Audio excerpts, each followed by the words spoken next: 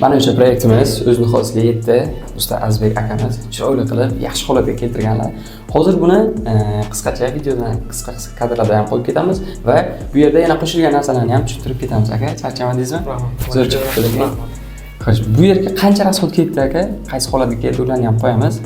Xo'sh, tak, bu yerda ana shu o'xshay san uzunimiz pol bilan devorlar hammasi 34 kvadratga chiqdi. Ana shu 34 kvadratga biz 6 millionga o'sha hamma narsasini oldik. Kapillar, plitchnik kley, yana shu hamma shu kerakli narsalarni hammasini oldik. 6 million so'm bo'ldi.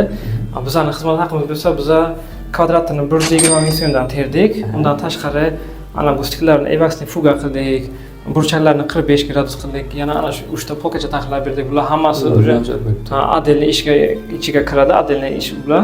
Bular hammasini hisoblab olganda kvadrat bilan birga 5 million 800 bo'ldi. Jami 11 million 800 ming so'mga shu holatga keldi.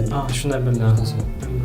Ko'rib turganlaringizdek, juda ham chiroyli va yaxshi holatga kelgan. Kimga shunaqa xizmatlar kerak bo'lsa, Azbek akamizga murojaat qilishingiz mumkin yoki shunaqa mahsulotlarni qayerdan olishni bilmayotgan bo'lsangiz, faqat do'kondan olishingiz mumkin. Bunaqa videolar hali ko'p qo'yamiz. Kuzatib boring. Xudo xohlasa bu boshlanishi.